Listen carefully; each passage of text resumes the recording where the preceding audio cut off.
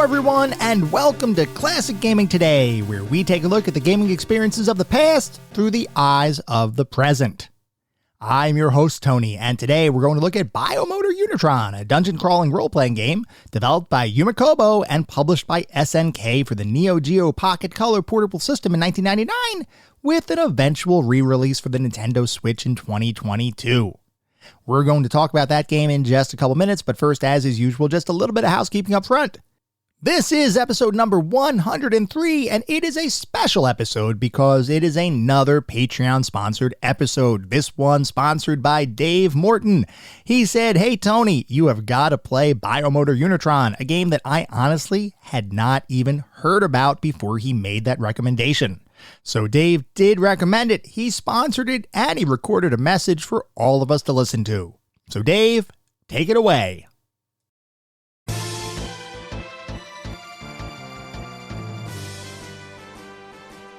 Realistic, detailed characters and background graphics enhanced by a breathtaking musical score. An epic story based on the theme of love set in a massive new world. New junction system allows characters to be customized with powerful magic spells drawn from enemies. Nearly an hour of stunning motion-captured CG cinemas seamlessly integrated into gameplay. This is the back of the box for Final Fantasy VIII, a game that we will not be talking about. No, instead of a grand epic like Final Fantasy VIII, we're going to be looking at Biomotor Unitron for the Neo Geo Pocket Color. Because while it's hard to dislike the epic scale of a console RPG, let's not forget the value of right game, right system. This is a handheld game through and through, so you will not find fancy graphics or intricate, dense soundtracks. What we do have, though, is a game whose parts just kind of work together like the PS3 startup sound. The concept is tried and true. Go out into one of the various themed worlds, beat enemies, get better parts, and repeat until you defeat the main boss of the area. Then go do it in another. It's like a nested loop, really. Where this game shines for me is in its ability to just simply be played. Battles are snappy and easy to understand, character movement is quick, and the main gameplay loop is self-evident, meaning you do not have to keep track of a million quests and spend time fiddling on where to go or who to talk to next. It's got that classic RPG flavor of level up and beat up on things that once were insurmountable. All right, let's get this out of the way. Biomotor Unitron is not the pinnacle of the RPG genre. Not every game can be Earthbound. But it is a deeply overlooked gem on a unique and interesting handheld. And in 2024, you can get it on Switch, and it works beautifully on any other handhelds you may have laying around your house that could potentially support it. Also, it's a great parent game, easy to play in small bursts. All right, enough of me. I want to hear Tony explain where this game came from just as much as you do. So, do yourself a favor. Pop on some episodes of the reality TV show The Mole. Get a cucumber melon-flavored can of seltzer and start grinding those biomotor parts. I am the Dizzle, but you can call me Dave. Thank you, Dave, for your message, your sponsorship, and your support. If you would like to sponsor an episode or just get in touch with me in general, there are a few ways you can do that. I have an X account with the handle @ClassicGamingT. I have an email address, which is classicgamingtoday@gmail.com, and we have our Discord server. The link is in the show notes. Discord is the best way to get in touch with me and the rest of the community around this podcast. We have a ton of fun out on Discord. We have weekly and monthly gaming challenges, prizes, rewards. It's all there. Just join us out on Discord. I promise you, it is a good time. I'd also like to encourage everybody to check out our Patreon. It is patreon.com/classicgamingtoday. If you want even more Classic Gaming Today goodness, including a Patreon-exclusive bi-weekly podcast expansion pack, patreon.com/classicgamingtoday is where it's at. I'd also like to give a shout out to our Pantheon patrons. They are ISO, Rich Senewald, David Morton, Sam Twardowski, Sean Marshall, Steve Novoselic, Wendell Jr., and Marek.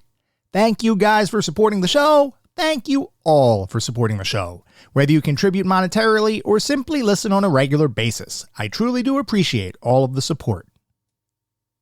For anyone who may be new, welcome. I'd like to take a brief moment to go over the anatomy of an episode because, for the most part, all of our episodes follow a very similar format and structure. We will always start by talking about the history of the game in question, the historical context, how was the game made, why was the game made, and then we move into a pseudo-review kind of section. And I say pseudo-review because it's not like we assign a numerical ranking or star counts or anything like that, but we do talk about every single game from several different perspectives. We take a look at the graphics. How does the game look? The sound and music. How does the game sound? The narrative and or story, if the game has one, playability and controls, and overall feel. What does it feel like to play the game today versus when it was released 20, 30, maybe even 40 plus years ago? We do all of that to reach a verdict as far as how well the game holds up today. And to do that, we assign each game to one of several categories. At the very top of our list is the pantheon of classic gaming. If a game reaches the pantheon, you know it is that darn good. It is a certifiable classic. You should go out of your way to play those games today. Just beyond the pantheon are our golden oldies. These are still really good games. I still highly recommend you play them, especially if you enjoy the genre in which the game exists. You should have a good time.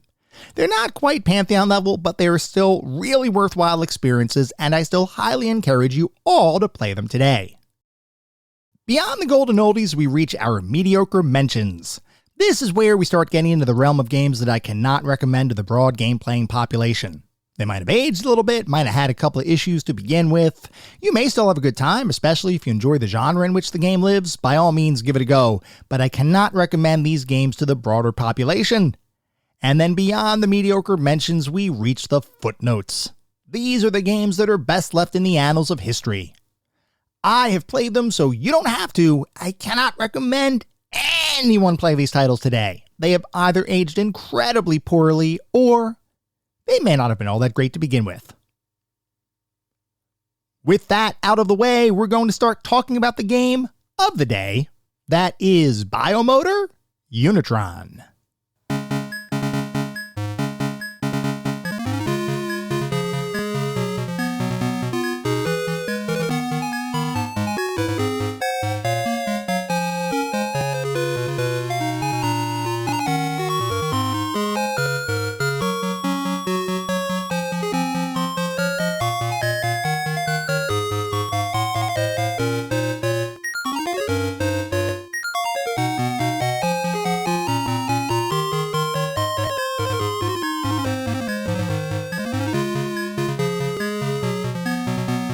Biomotor Unitron is a dungeon-crawling role-playing game developed by Yumikobo and published by SNK for the Neo Geo Pocket Color portable system back in 1999, with an eventual re-release for the Nintendo Switch in 2022.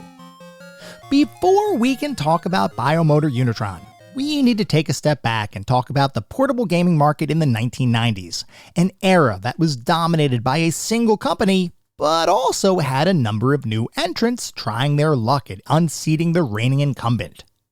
Over the course of the 90s, there would be a number of new portable consoles released on the market, some of which would end up garnering a degree of market share, while others, unfortunately, would fall by the wayside. So let's talk about portable gaming in the 90s, and no discussion of the portable market could possibly be complete without first talking about the venerable Nintendo Game Boy. Originally created by legendary Nintendo designer Gunpei Yokoi, the Game Boy would represent Nintendo's first cartridge-driven portable console, and shortly after its original release in 1989, it would pretty much take over the entire landscape of portable gaming. Interestingly, early buzz on the system was a bit tepid, with several critics believing that the monochromatic screen and boxy design would prove to be an impediment to sales. Those initial criticisms would prove to be 100% unfounded, as the Game Boy would effectively become synonymous with portable gaming and would, over the course of the 90s, capture over 80% of the entire portable console market in the world. That's not to say that there wasn't competition, though, with both longtime competitors Atari and Sega releasing their own portable consoles, the Atari with its Lynx system in 1989 and Sega with its Game Gear in 1990. Both of these systems represented the state-of-the-art in portable gaming when they were released, and both had significant technological advances over Nintendo's Game Boy console, which featured a 2-bit display, an 8-bit central processing unit, and a whopping 8 kilobytes of memory. The Lynx and Game Gear would have similar processing capabilities as the Game Boy, but would also both be outfitted with color screens capable of displaying over 4,000 different colors, bringing the portable gaming experience much closer to what players could experience on home consoles connected to their television sets. At a glance, and without any other context, the Game Boy appeared to be the least technologically advanced of the three, coupled with the most retro-looking design, which could have potentially proved a difficult sell to prospective consumers. The thing is though, technical capabilities and visual design are only part of the equation. One of the biggest drivers of the Game Boy's early success was the fact that it was a Nintendo console, and like we've talked about in other episodes of the podcast, by the late 80s, Nintendo had become synonymous with video games. So much so that for many parents of the era, whenever their children played a video game, they were quote-unquote playing Nintendo, regardless of what game or console they may have actually been playing. This brand recognition was enhanced by the quality of Nintendo's first-party titles and related mascots, like Mario, Link, Donkey Kong, and Samus Aran. And after the Game Boy released on the market, players everywhere began dreaming about playing these and other quality titles on the go, whether on the bus, out at a boring family picnic, or even while laying in bed before going to sleep. The portable possibilities seemed endless to consumers around the time, and when you figure that Nintendo had a pretty strong knack for identifying games that would appeal to a variety of demographics, like the pack-in title Tetris, which literally everyone played, it isn't hard to see why people around the world turned up in droves to purchase their own Game Boy systems. That's not to say that consoles like the Lynx and Game Gear were unsuccessful, it's just that their success was many factors less than Nintendo's Game Boy. To put it into perspective, the Lynx sold around 2 million consoles during its lifetime, while the Game Gear sold over 10 million units, both of which are objectively strong sales figures for this era of gaming. The Game Boy, by contrast, sold 10 million units in 1992 alone, after having sold over 12 million units from 1989 to 1991. The magnitude of the Game Boy's dominance cannot be overstated. It was a proverbial 500-pound gorilla in a zoo full of 20-pound spider monkeys. With such dominance, you might assume that other competitors would shy away from even trying to enter the market. Only here you would be wrong, as the Game Boy's success brought about one significant side effect. Because the Game Boy was so successful, Nintendo didn't see an immediate need to update its hardware, believing that quality gaming experiences combined with their sheer market dominance would carry them forward for years. That's not to say that Nintendo wasn't experimenting with hardware enhancements and tweaks, and through the mid-90s, the Game Boy would undergo design revisions as well as internal prototyped enhancements, both of which were done to prepare Nintendo's portable console for the time when it would have to compete more directly with other console makers. But none of those enhanced designs had really appreciably affected the Game Boy's technical capabilities, all of which had been virtually unchanged since its original release. Up to this point, there hadn't really been a true competitor to Nintendo's crown, but as the 90s progressed, new entrants into the portable market would begin to throw their hats in the ring, and in the process, Nintendo would be driven to eventually respond to those competitive threats. One of the companies that decided to enter the portable market was none other than SNK, who had made a name for itself in both the arcade and home console space with the release of its Neo Geo system in 1990. The Neo Geo was an interesting experiment in arcade game design, as it would be one of the first arcade-centric systems to utilize cartridges for its games, similar to how some home consoles operated at the time, as opposed to soldered chips and, in some instances, expansion data boards, which were prevalent across the arcade industry. The Neo Geo's design represented a dramatic shift from the arcade technology that had been pervasive at the time, and as a result of the system's overall design, arcade maintenance and the ability to swap games at a whim became significantly easier and more cost-effective than other competing arcade systems. Interestingly, SNK didn't just want to dominate the arcade space, they wanted to bring the arcade experience in its totality into the home, which is what drove the release of the Neo Geo AES, or Advanced Entertainment System, in 1991. The AES was a home console-based version of the Neo Geo's arcade hardware, with the same exact technical capabilities and specifications as its arcade counterpart. This meant that when SNK decided to release an arcade game on the home market, it wasn't creating a port with downgraded visuals, lower quality sound, and less complex gameplay. It was literally releasing the same exact game as what arcade goers had played, complete with all of the bells and whistles that accompanied the arcade experience. This was the first time that a home console could truly recreate an arcade-perfect experience at home. Despite the claims of other consoles like the Sega Genesis that promised to bring the quality of arcades into the comfort of your living room, the Neo Geo AES was the first system that required no concessions to meet that claim, and as such, it represented the highest quality visuals, sound, and gameplay that would be available on a home console in the early 90s. All of that arcade goodness, though, didn't come without a cost, and the Neo Geo was marketed as a premium gaming experience with a premium price tag. The Neo Geo AES would cost approximately $600 at launch, with games for the system costing between $150 and $200 each, a dramatically higher price tag than any other home console of the time. Still, despite the dramatically higher cost, the Neo Geo would prove to be successful on the market, and between SNK's arcade business and their home console releases, the Neo Geo would garner over $600 million in sales over the course of its lifetime, a significant figure for a console manufacturer not named Sega or Nintendo.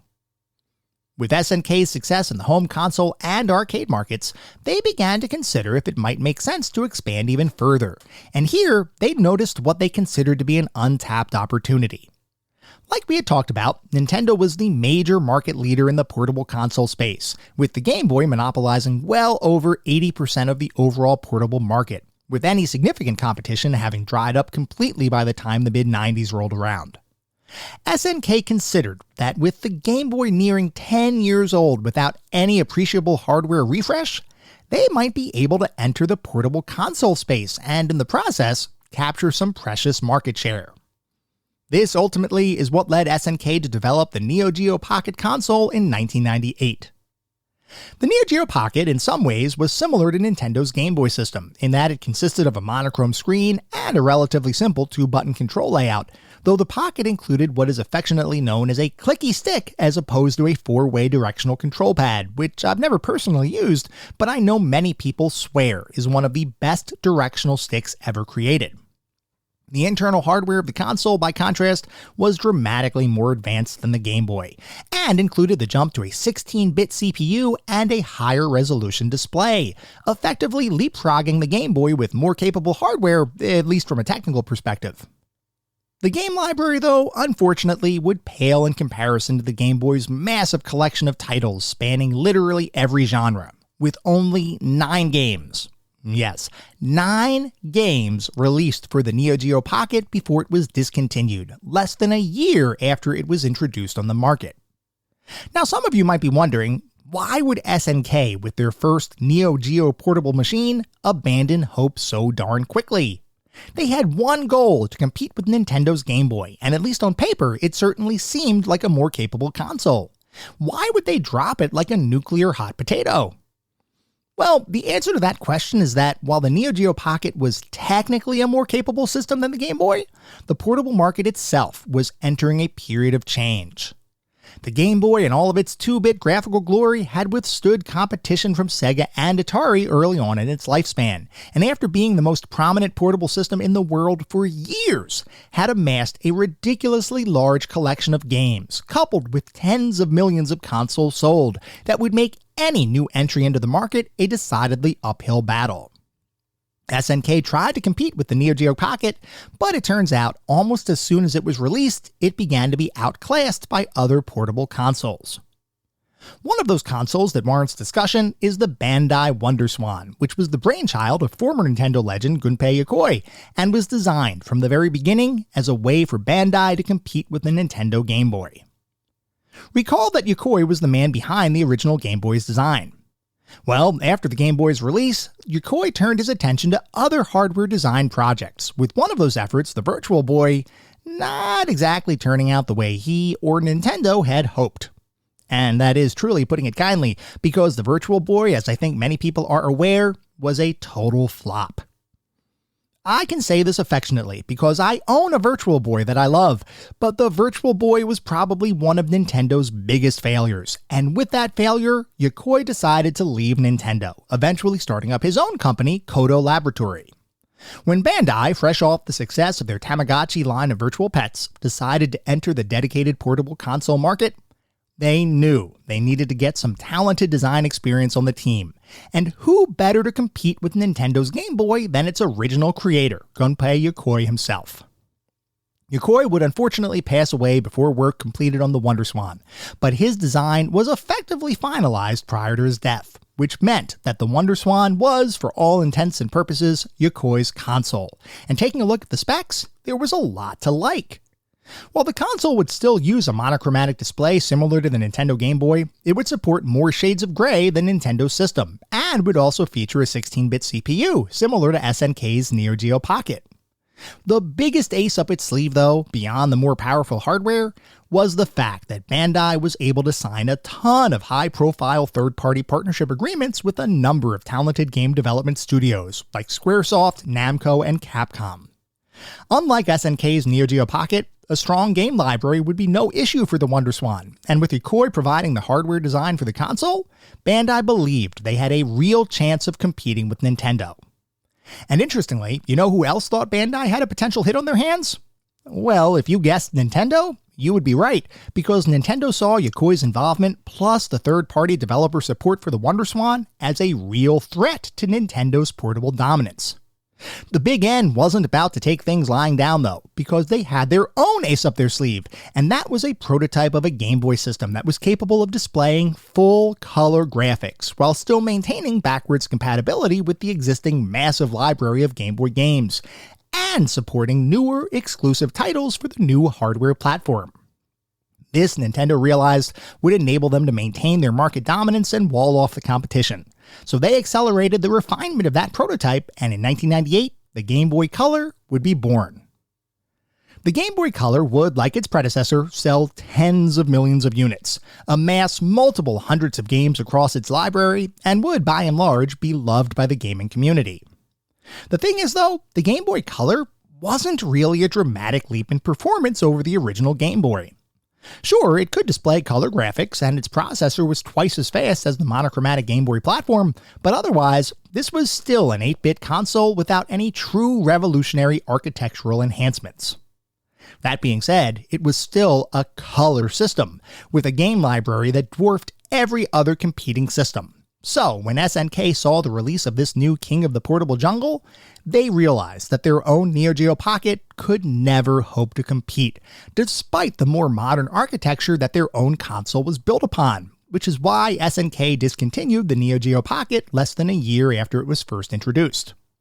Only SNK had their own ace up their sleeve, and yes, I know that's a lot of aces, but stay with me here. SNK looked at their own console history, and recalled that the reason the Neo Geo had been successful in the first place was because they were able to leapfrog every other home console with advanced technical capabilities. The Neo Geo Pocket, while more advanced than the Game Boy, was hindered by no software support, and at least from a graphical perspective, didn't represent a dramatically different experience than other consoles on the market. SNK considered, what if they could take their more advanced technical architecture, combine that with more impressive graphical capabilities, and focus on curating a diverse game library with higher quality titles than what Nintendo's system was capable of delivering? The answer to that question was the Neo Geo Pocket Color. The Neo Geo Pocket Color, much like its predecessor, would be based on a 16-bit CPU, but would also include a full-color screen, with support for nearly triple the number of concurrent colors as Nintendo's Game Boy Color, and dramatically more impressive system specifications than Bandai's WonderSwan. With the Neo Geo Pocket Color, SNK was once again appealing to the quote-unquote luxury market, only this time, their console would be priced competitively with the other portable consoles already on the market. In short, SNK was really trying to take the fight to their competitors. That being said, you could have the best console in the world, but if you don't have games to be played on that console, you effectively have a glorified paperweight. SNK realized, following their own failure with the Neo Geo Pocket, that they needed to really focus on building a strong game library if they truly hoped to compete with the Nintendos of the world. And to do that, they needed to build strong partnerships with talented development teams, which is one of the reasons why they decided to enter into a long-term funding relationship with game company Yumakobo. Before Yumakobo was Yumakobo, it was known as ICOM, a Japanese development studio founded in 1988 as a subsidiary of game publisher Jaleco. As ICOM, the company would be responsible for creating a number of games across various consoles, including the NES, Super NES, TurboGrafx-16, Game Boy, and Sony PlayStation, just to name a few. And in the 8 years following its founding, ICOM would release over 20 games, many of which would be moderately successful, but nothing that I would consider to be a true breakout hit. As 1996 rolled around, though, the company was ready for a change, and luckily for them, SNK was looking for talented developers to partner with. So, with funding provided from SNK, ICOM rebranded itself as Yumakobo, and from that point on, would develop games exclusively for SNK-based systems, whether arcade Neo Geo titles or, more pertinent to our discussion, the Neo Geo Pocket Color. When it was announced that the Neo Geo Pocket Color would be releasing in 1999, Yumakobo was asked to come up with new game concepts for the console, the hope being that if SNK could build a strong launch lineup, they might actually be able to make inroads into the portable console market. So Yumakobo came up with 2 titles for the Pocket Color's launch window. One was a puzzle game entitled Puzzle Link, which was itself a colorized version of a game Yumakobo had previously developed for the Neo Geo Pocket, while the other was an attempt at capitalizing on another fad that had captured the attention of mobile gamers everywhere. That fad, which would turn into a full-scale pop cultural event, was none other than Pokémon.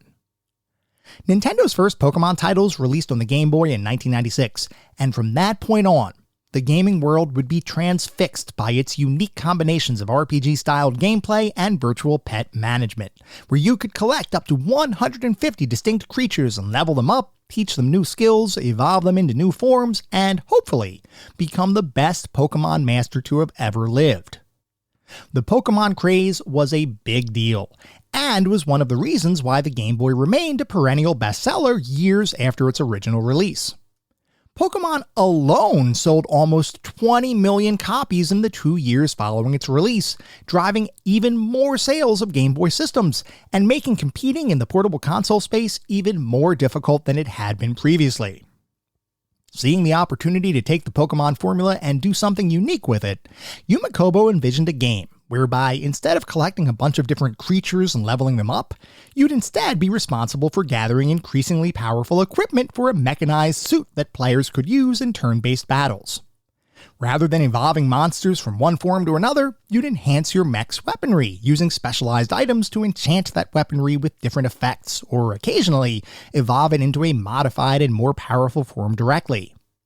And, rather than having to traverse a world to conquer a number of Pokemon Gym Masters, players would instead be tasked with rising in the ranks of an arena by combating multiple enemies and eventually proving your mech combat prowess to all of your opponents. Yumakobo believed this Pokemon-inspired but entirely distinct concept had merit, and with that framework defined, they decided to create Biomotor Unitron, which would end up being a release title for the Neo Geo Pocket Color in 1999. As one of the 14 available launch titles for the Pocket Color, Biomotor Unitron would go on to be critically acclaimed following its release, and even in later years, would be recognized as one of the best games to ever be released for the Neo Geo Pocket Color. Its combination of RPG gameplay and high-quality sound and graphics, both of which far exceeded the capabilities of then-modern Pokemon Game Boy games, was something that players and critics alike loved, and Biomotor Unitron quickly became a must-have game for the SNK's new portable color system. Unfortunately for all involved, SNK would never achieve widespread success with the Neo Geo Pocket Color, as limited retail availability, coupled with being acquired by rival gaming company Aruze in the year 2000, would end up forcing SNK to discontinue the Neo Geo Pocket Color a little over 1 year after it was released. Despite its relatively short lifespan, the Neo Geo Pocket Color would end up being home to over 70 different games, 7 of which would be developed by Yumakobo. And of all those games, many of which were considered to be high quality, Biomotor Unitron was widely considered to be one of the best. With the failure of the Neo Geo Pocket Color, SNK would exit the portable console space, which would end up likely being a blessing in disguise, as Nintendo would release their 32-bit portable gaming console, the Game Boy Advance, in 2001, a system that would outclass every other portable console released to date, en route to over 85 million copies sold over its lifetime. It turns out Nintendo's hold on the portable console market was ironclad, a position that they would continue to maintain, even to the present day. Despite the short lifespan of the Neo Geo Pocket Color and SNK's exit from the portable market entirely, the short time they spent in the market had several shining moments, one of which was undoubtedly the release of Biomotor Unitron.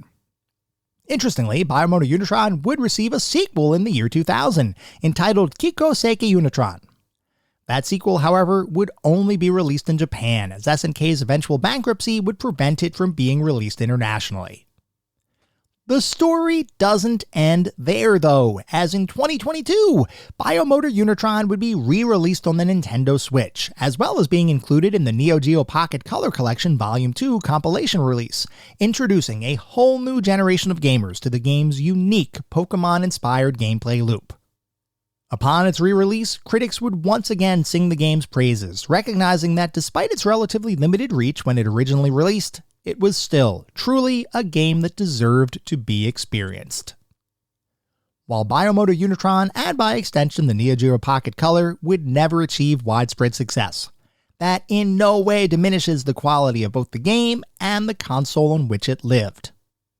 With the Neo Geo Pocket Color, SNK succeeded in releasing yet another technologically superior console in comparison to its industry peers, though unfortunately it ran into the buzzsaw that was Nintendo Game Boy's line, and despite capturing 2% of the North American portable gaming market, it would not be successful enough to stave off being discontinued a year after its release.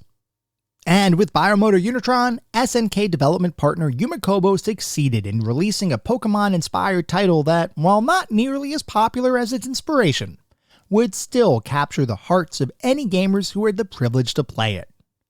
I would argue that Biomotor Unitron is actually more available today than it ever was on the Neo Geo Pocket Color, and for fans of classic mobile RPG experiences, there is undoubtedly a lot to like here. I'll let you know my personal opinion of the game in just a little bit, but suffice it to say, Biomotor Unitron is a quality title, released by a quality developer and debuting on a quality console, with the only unfortunate aspect of this whole situation being the state of the mobile gaming market at the time it was released. It may be a bit more obscure than many of the games we've talked about before, but that doesn't mean it shouldn't have a spotlight shown upon it, and for those lucky gamers that have played Biomotor Unitron, it will undoubtedly remain a personal favorite and fond memory for countless years to come.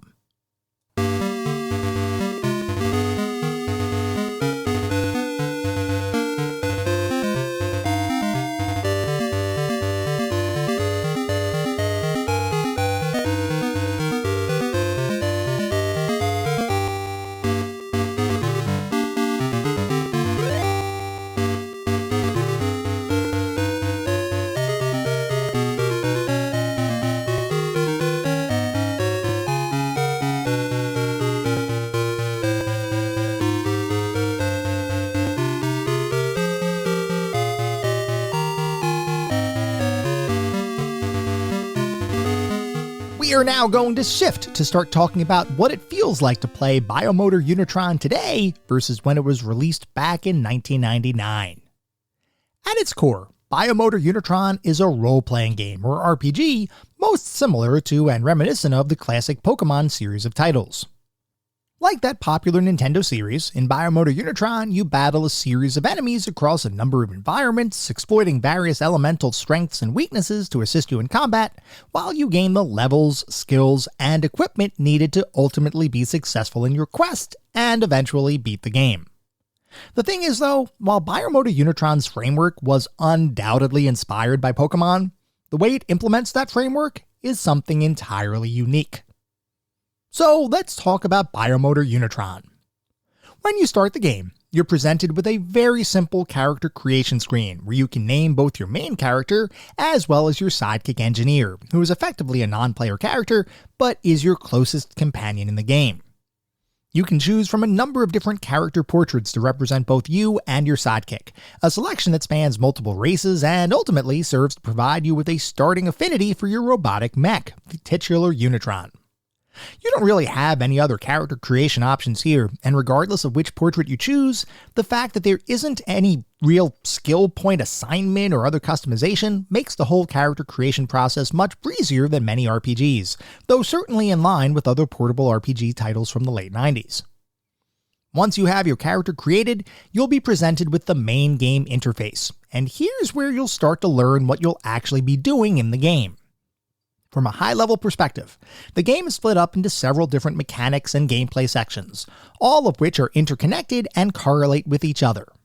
So let's talk about each piece of the game and how each piece plays with the other pieces to create a collective singular experience.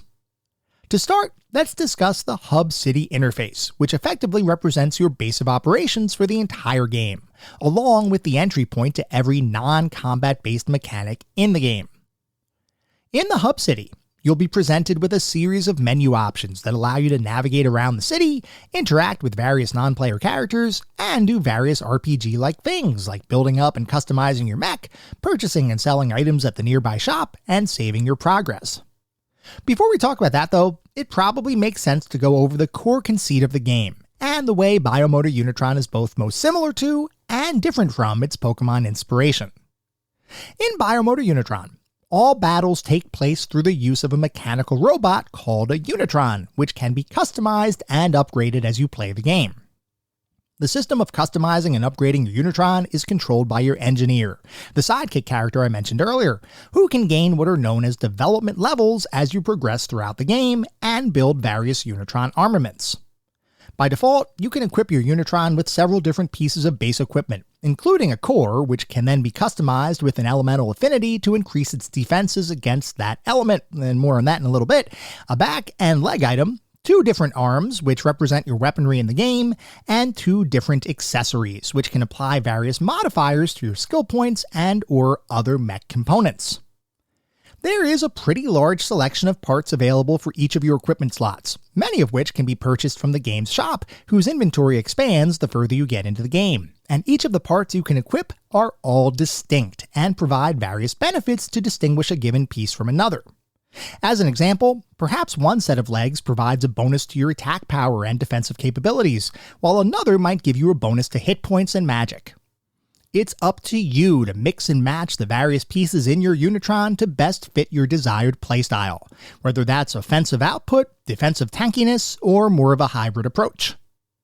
The act of acquiring different pieces of equipment is both meaningful as well as pretty darn simple, as oftentimes the new pieces you want to equip are simply purchased from the game's shop, with the only gatekeeping mechanism in the game being the amount of money you have available to purchase those items. This gives you a large degree of flexibility in terms of how you ultimately equip and use your Unitron, and I personally enjoyed the more passive equipment system prevalent in the game. More impressive and expansive, though, is the game's weapon system, which uses a series of robotic arms, materials, tools, and evolution paths to allow you to customize your offensive output to address whatever challenges may be in your way. By default, you'll start out with a single weapon already equipped, with its affinity, like fire or wind-based damage, assigned based on your initial character creation options.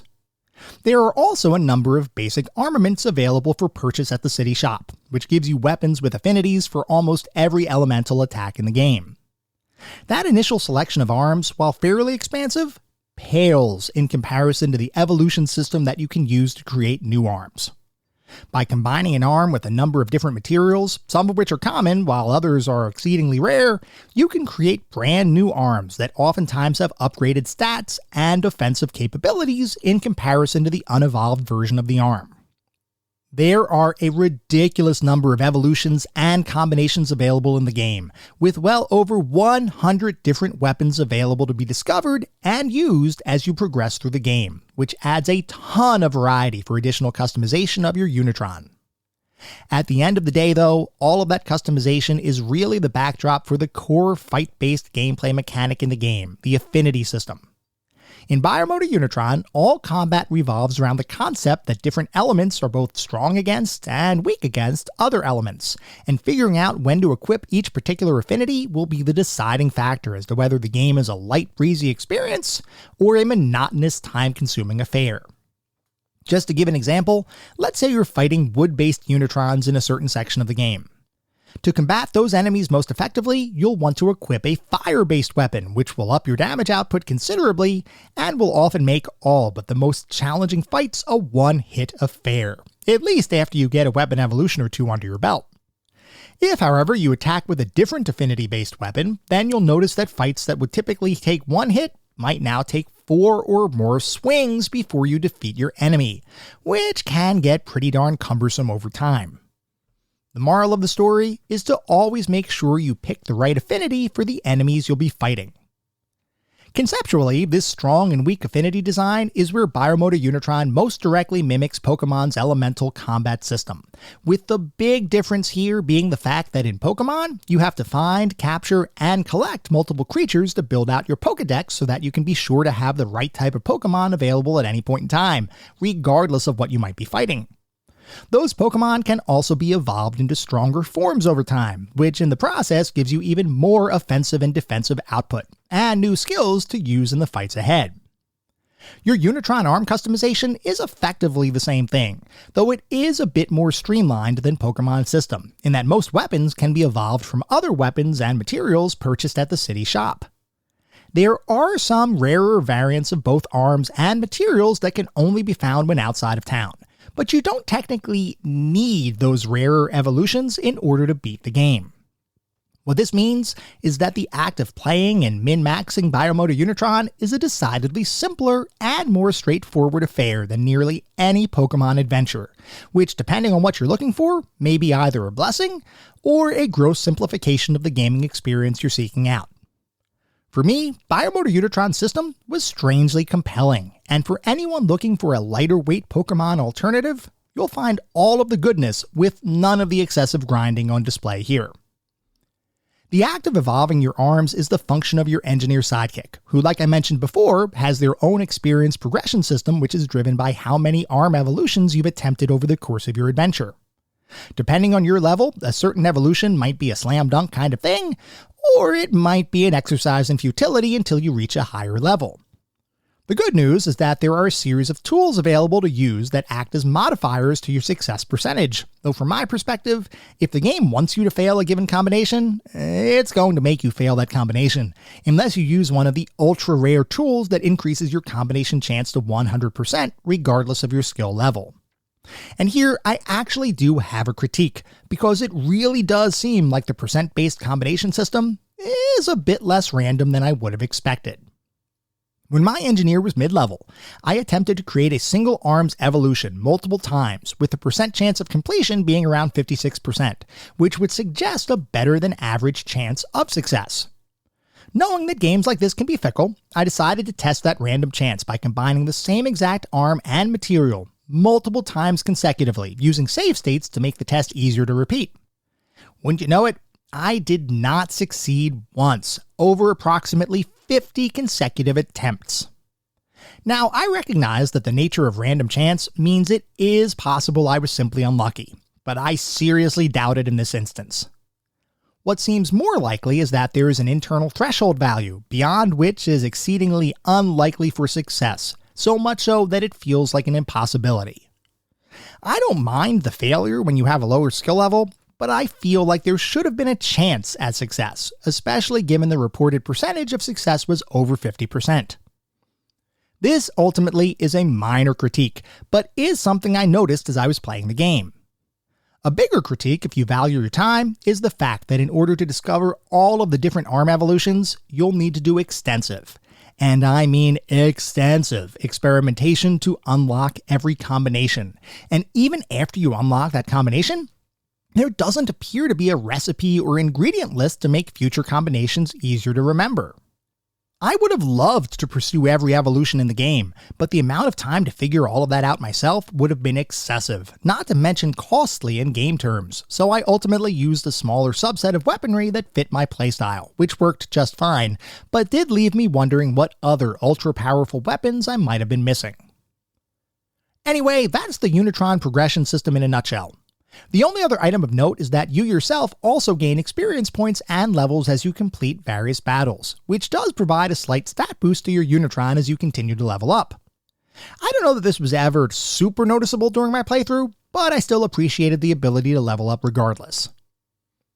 Outside of working on your Unitron, the city also provides a few different amenities that you'll use throughout the game, one of which is the aforementioned shop that I've been referencing throughout our discussion thus far. There's really not much else to say about the shop. It's there, and it functions identically to any other shop you've used in an RPG. More interesting is the arena system, which ostensibly provides the main form of progression in the game. Within the context of your adventure, the arena is effectively your main quest, as the whole point of the game is to achieve higher and higher ranks in the arena, eventually making your way to the coveted Master of Masters title, which signifies that you have truly mastered your Unitron, along with all of the different equipment and styles that correspond to Unitron-based combat. There are a number of different arena rankings, and each ranked fight pits you against 3 to 6 different opponents, some of which have different affinities from each other, meaning you have to mix and match your weapons in order to stand the best chance at making short work of your enemies. Luckily, there are a number of items available that can help address any affinity shortcomings, like reducing an enemy's offensive output or increasing your defense. But other than a couple late-game fights, those items are really not all that necessary to succeed at the game. Anyway, as you progress through the various arena ranks, you'll unlock new titles, gain additional rewards, and also be introduced to new characters in the surrounding city, downtown, and forest area, which is populated by around 10-ish people, most of whom serve a different purpose.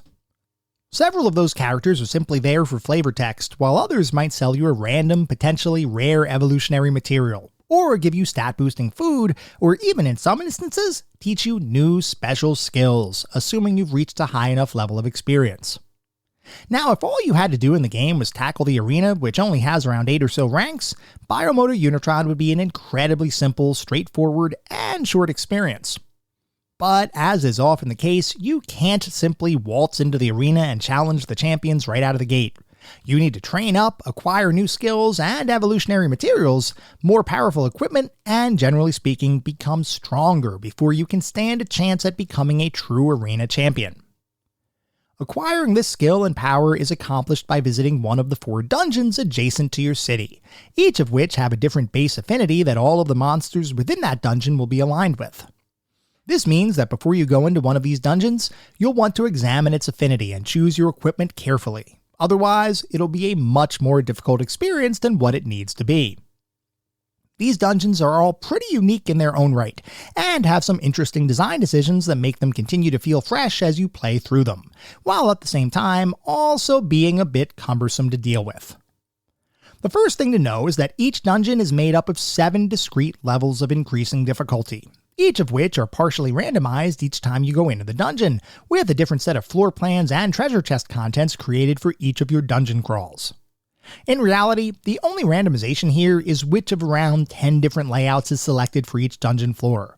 It's not like the entire floor plan is randomized each time.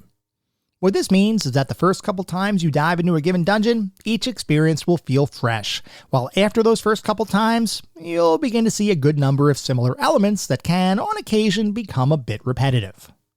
This is never a huge deal because exploring the dungeons and finding the various potential loot drops from either fights or treasure chests remains pretty rewarding throughout the entire game, but the touted random dungeon feature does fall a bit flat, if only because they're not really all that random.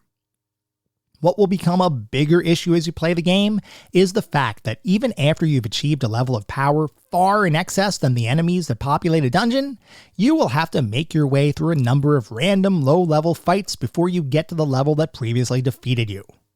The way it'll often go is, you'll enter a dungeon with powerful enough equipment to make your way through a couple levels, which for our hypothetical example, let's say is the first 2 levels of that dungeon.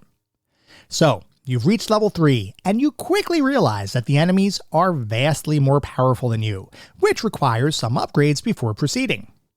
You head back to the city, upgrade your Unitron, and then go back to the dungeon.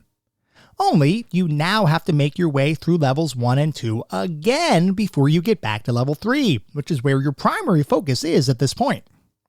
The thing is, those early levels are now even easier because you've acquired some powerful upgrades, so getting through them becomes an exercise in clicking your basic attack as quickly as possible without any sort of thought or danger until you finally reach level 3 and begin to face a challenge again.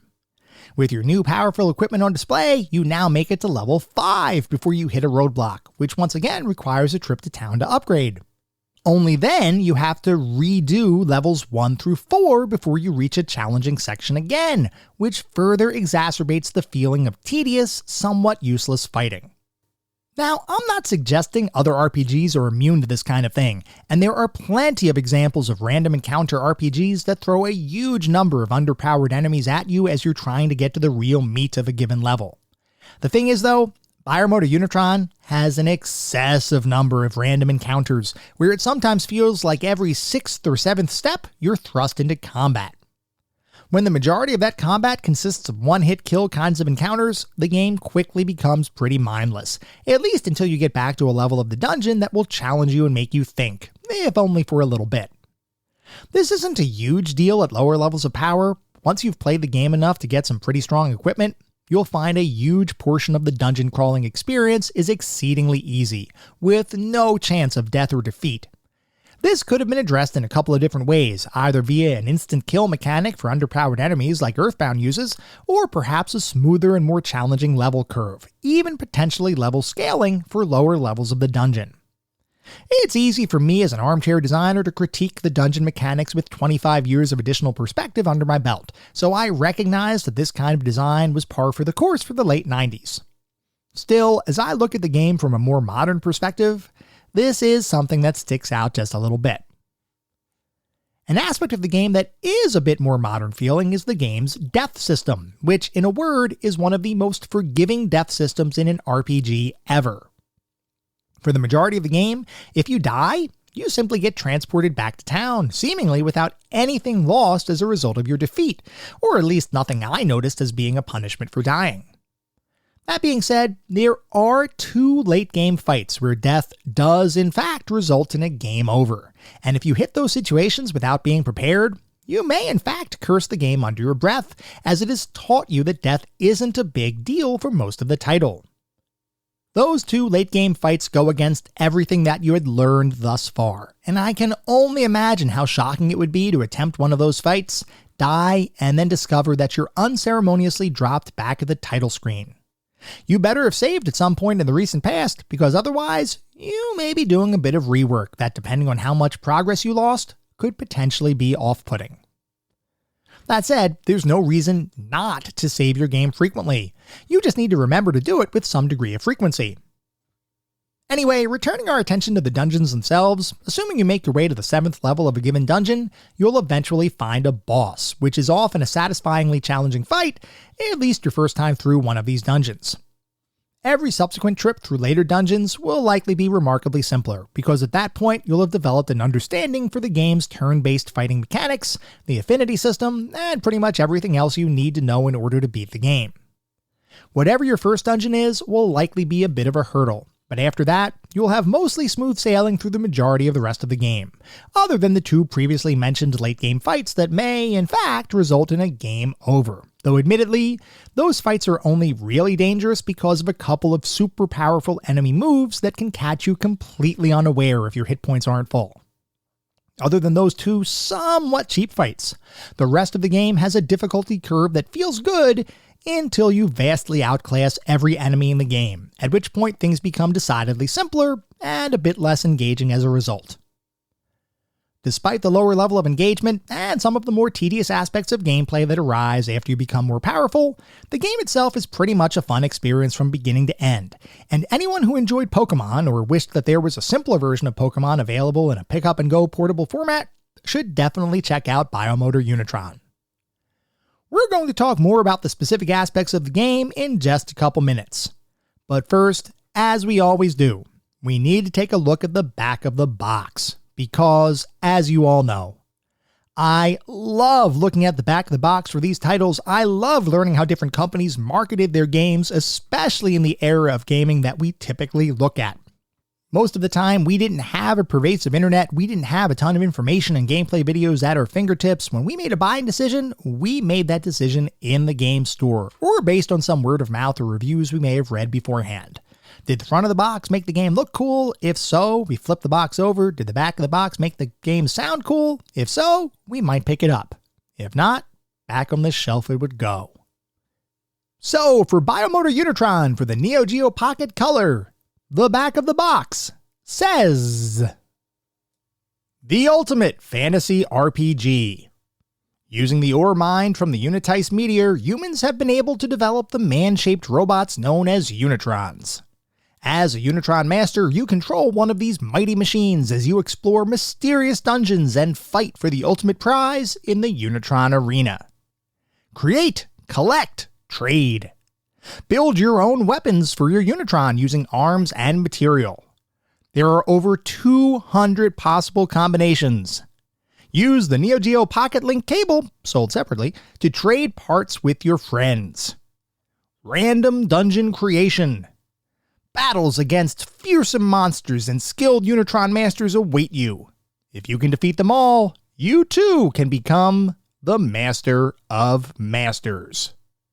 And then there are some screenshots on the back of the box, and I've got to say, this one kinda sells me a bit. I will say that the words sell me, because I think the fact that there are tons of different combinations possible really gives the feel that this is a deeper RPG experience, which is a good thing.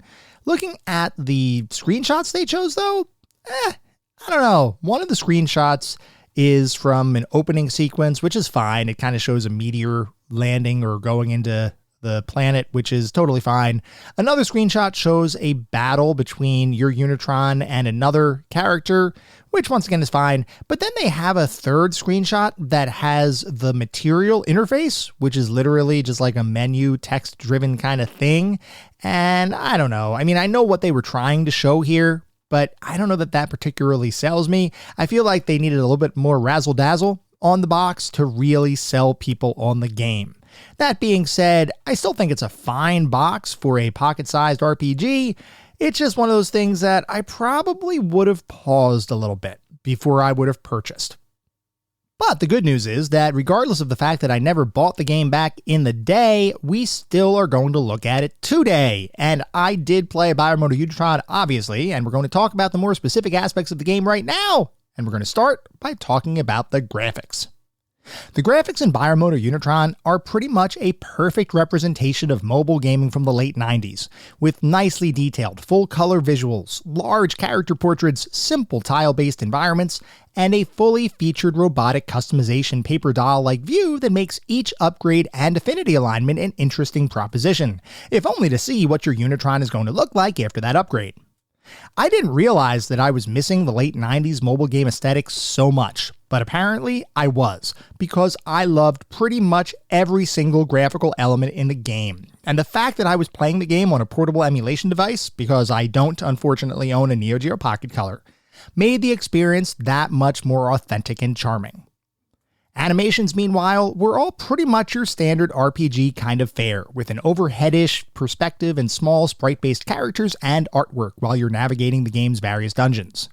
And speaking of those dungeons, while each one was visually distinct, I did feel like there wasn't a ton of graphical variety between the different levels of a single dungeon.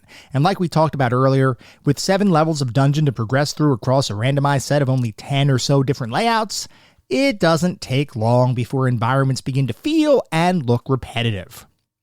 For a mobile game from the late 90s, this is entirely to be expected. But if I compare Biomotor Unitron to its nearest competition, the early Pokemon games running on a then state-of-the-art Game Boy Color portable console, there is a bit more sameness in Biomotor Unitron in comparison to Pokemon's world.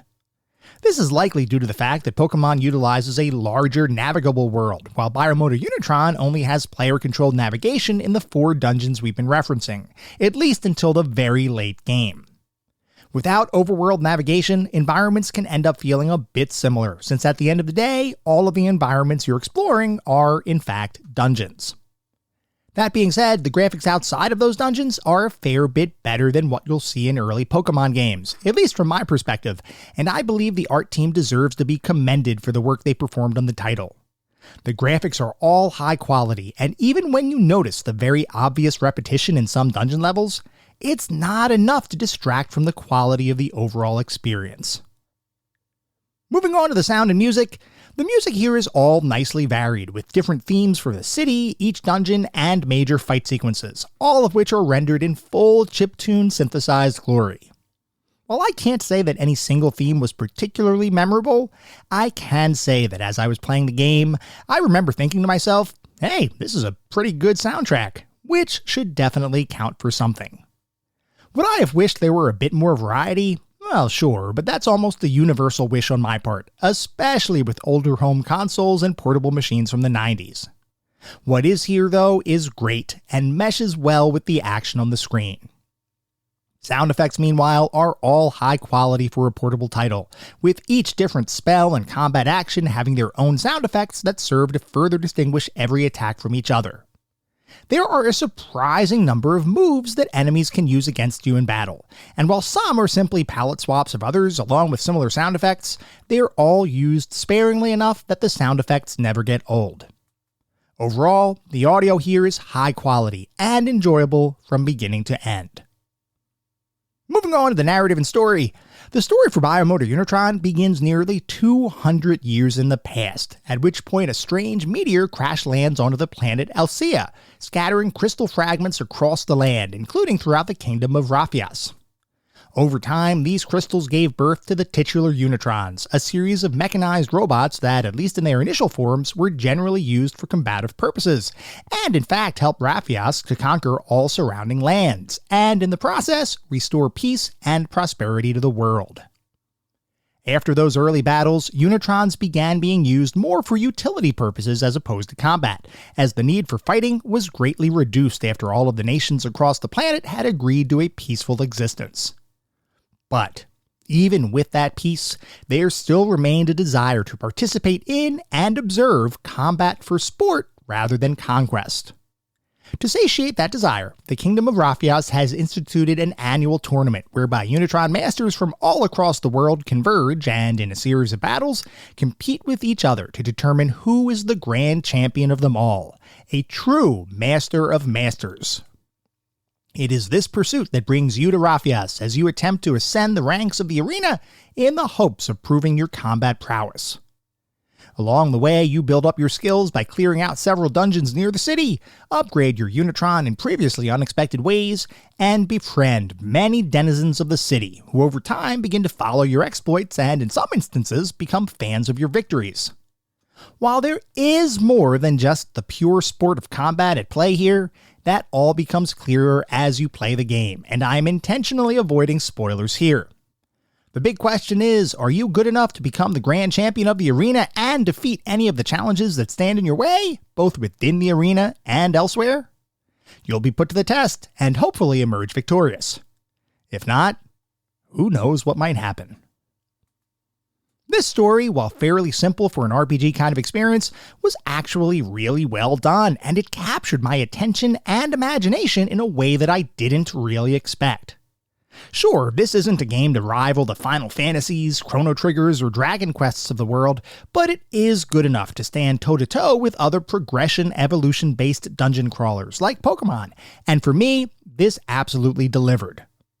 There was just enough additional lore and content to keep me interested beyond the base gameplay mechanics, and when the story finally drew to a close, which, by the way, is longer than you might first think, I felt like I had experienced something entirely enjoyable.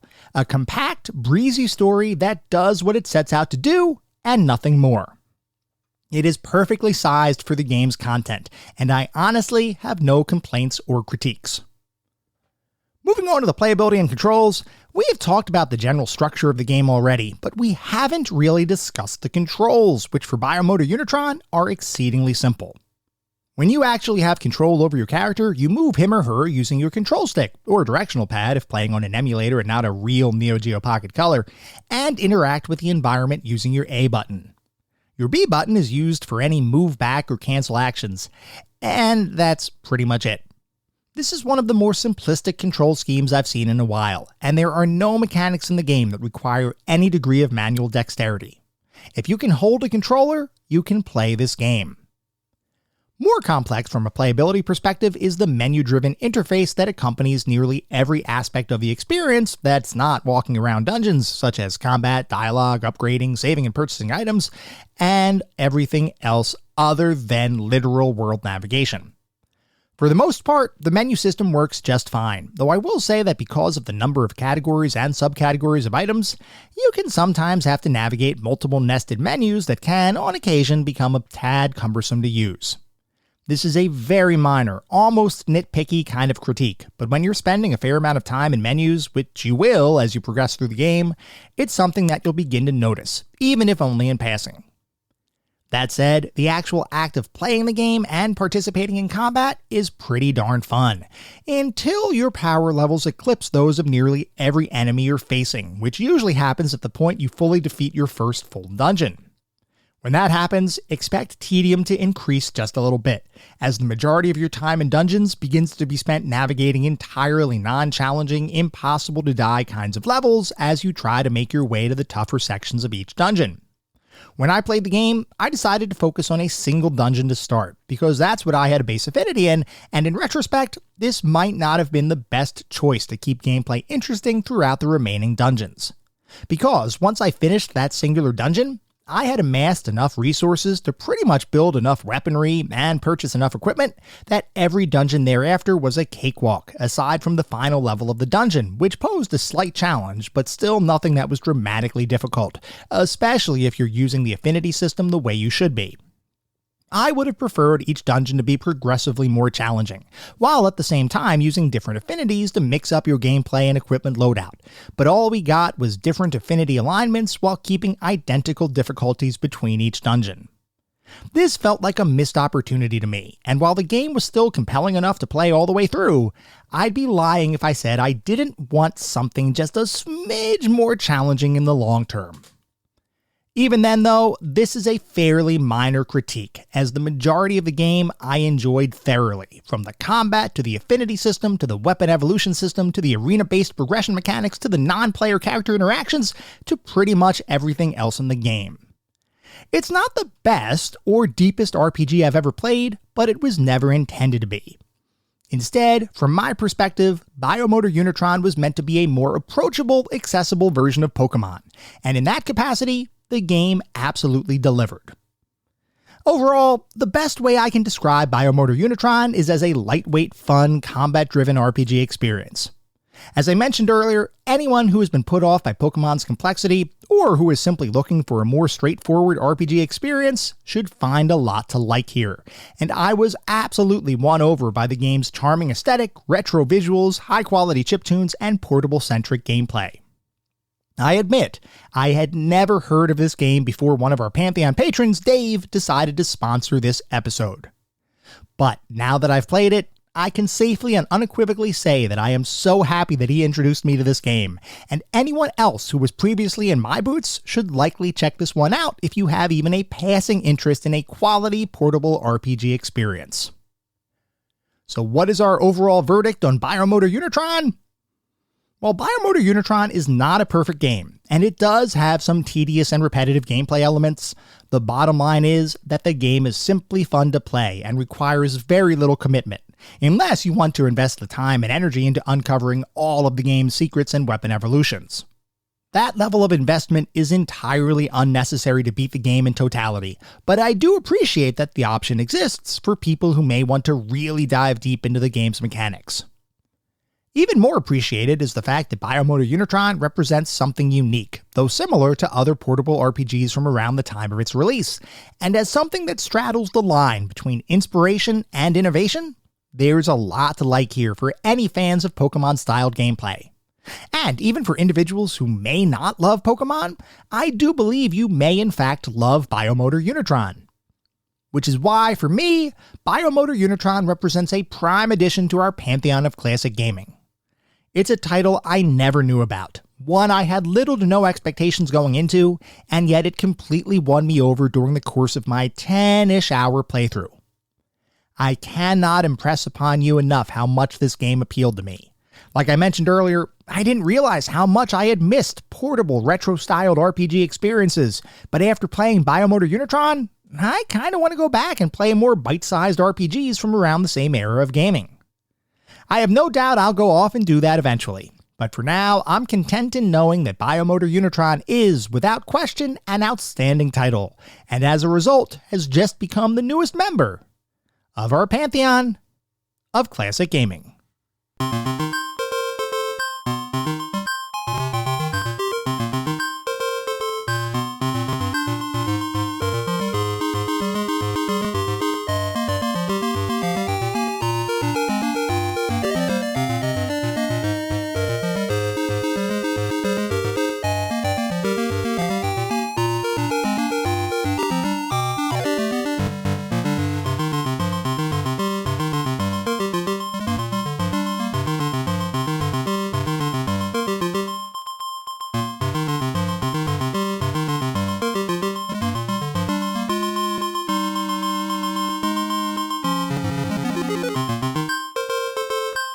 That was our episode on Biomotor Unitron. I hope you all enjoyed listening to it as much as I enjoyed creating it.